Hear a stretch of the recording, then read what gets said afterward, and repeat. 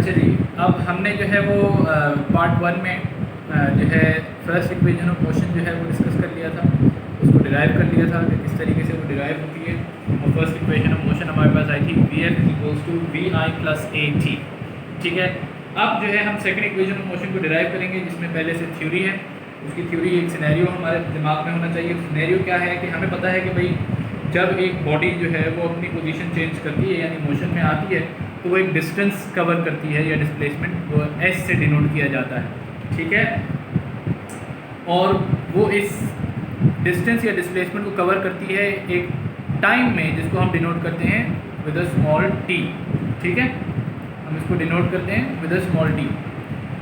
और हमें पता है कि जो है अगर हम इस डिस्टेंस को या डिस्प्लेसमेंट को डिवाइड कर दें टाइम से, यानी कि जो है distance covered per unit time अगर हम कर दें तो हमारे पास आती है वेलोसिटी v, जो कि यहाँ लिखा हुआ है इस फॉर्मूले में। ठीक है, कि v is equals to S upon T.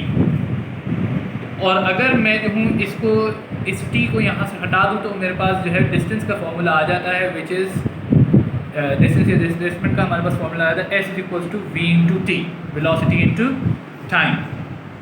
ठीक है, तो अब ये जो है हमारी इस डेरिवेशन में इक्वेशन 1 बन जाएगी। ठीक है, इक्वेशन 1 बन जाएगी जिसको हम बाद में यूज़ करेंगे। अच्छा, अब हमें पता है कि अगर एक ऑब्जेक्ट के पास एक वेलोसिटी थी vi और एक वेलोसिटी थी vf, यानी कि इनिशियल और फाइनल वेलोसिटी थी, तो अब हम यहाँ पे सिर्फ v नहीं ले सकते, हमें इसकी एवरेज वेलोसिटी लेनी पड़ेगी विच is vi plus vf upon 2। ये एवरेज वेलोसिटी का फॉर्मूला है कि अगर मेरे पास एक ऑब्जेक्ट हो जिसकी इनिशियल वेलोसिटी थी vi और उसकी फाइनल वेलोसिटी थी vf, तो now velocity can no longer be just v, it has to be something more. ठीक है, तो एवरेज वेलोसिटी हम निकालेंगे which is vi plus vf upon 2। अब हम इस चीज़ को हम इस इक्वेशन में पुट कर देंगे। ठीक है, एवरेज वेलोसिटी के फॉर्मूले को हम इक्वेशन 1 में पुट कर देंगे। इक्वेशन 1 में जब हम पुट करेंगे तो ये हो जाएगा s is equals to vi plus vf upon 2 multiplied by t। ठीक है, ये ऐसा हो जाएगा। ये हमारी बन जाएगी इक्वेशन नंबर 2 इस डेरिवेशन के दौरान। अब यहाँ तक अगर आपको बात समझ में आ गई हो, हमने क्या किया, पहले डिस्टेंस का फॉर्मूला डिराइव किया वेलोसिटी के फॉर्मूले से या डिस्प्लेसमेंट कह लें, s is equals to v into T. ठीक है, फिर हमें जो है वो सिनेरियो में ये भी बात पता चली कि भाई ऑब्जेक्ट की इनिशियल वेलोसिटी थी vi और फाइनल वेलोसिटी थी vf। तो जाहिर सी बात है अब हम we can no longer use this v, हमें जो है v के लिए एवरेज वेलोसिटी की वैल्यू निकालनी पड़ेगी और एवरेज वेलोसिटी का फॉर्मूला हमारे पास है vi प्लस vf अपॉन 2।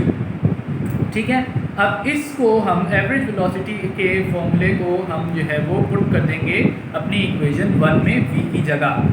ठीक है, इस v की जगह हम इस फॉर्मूले को पुट कर देंगे। तो s is equals to vi plus vf upon 2 multiplied by t, ये हमारी इक्वेशन 2 बन जाएगी। अब सिंस या फ्रॉम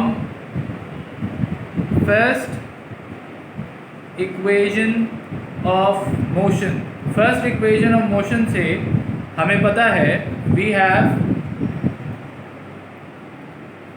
हमारे पास क्या है, vf की वैल्यू है vi प्लस at। ठीक है, यहाँ तक हमारी इक्वेशन 2 बन गई थी ये। ठीक है, मोशन की इक्वेशन 2 नहीं बनी थी, हमारी डेरिवेशन में हमने इसको लेबल किया है इक्वेशन 2, तो कंफ्यूज ना होइएगा। अब यहाँ पे हमने क्या किया है कि हमें बाद में यह भी अंदाज़ा हुआ कि from the first equation of motion, जो फर्स्ट इक्वेशन ऑफ मोशन हमने इस वीडियो के पार्ट 1 में निकाली थी, वो उससे हमें पता लगा है कि vf किसके बराबर है, vi प्लस at के बराबर है।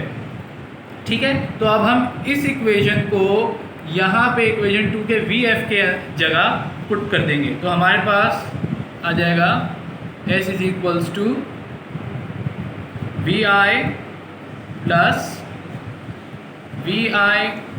at अपॉन 2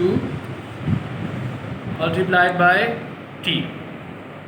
ठीक है, अब हम इसको जो है वो एक्सपैंड करना शुरू करेंगे, इसको जो है वो सॉल्व करना शुरू करेंगे। अब मेरे पास ये हो जाएगा इसी तरीके से S is equals to V I plus V I is equals to 2vi, ठीक है, प्लस AT अपॉन 2 और बाहर मेरे पास t है।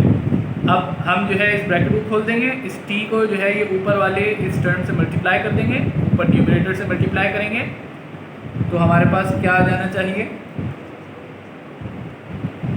2vit plus AT square. क्यों ऐसा हुआ? 2vi से t मल्टीप्लाई हुआ तो 2vit आ गया, और जब AT से t मल्टीप्लाई होगा तो t into T is equals to T square, और ये अपॉन 2 ऐसे ही आ गया। अब हम जो है वो इसको थोड़ा सा खोलेंगे। अच्छा, इसको इसी चीज़ को हम ऐसे लिख सकते हैं 2vit upon 2 plus AT square upon 2। ये हमने क्या किया है, अगर आप वंडर कर रहे हैं कि ये कैसे हुआ, तो इसके लिए थोड़ा सा आपको जो है वो फ्रैक्शंस के उसूल पता होने चाहिए।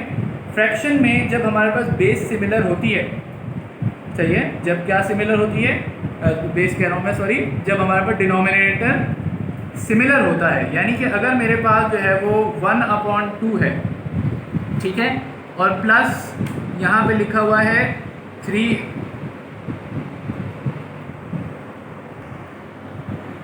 अगर हमारे पास जो है डिनोमिनेटर सेम हो, फॉर एग्जांपल 3/4 हो प्लस 1/4 है, ठीक है, तो ये आप देख सकते हैं कि ये दोनों अगर इस तरह सेम है डिनोमिनेटर, तो हम नीचे एक सिंगल डिनोमिनेटर ले लेते हैं, यानी कि उसको सेम ले लेते हैं, 4 ले लेते हैं यहाँ पे जैसे हमारे पास मौजूद है, और ऊपर 3 + 1 हो जाएगा, ठीक है।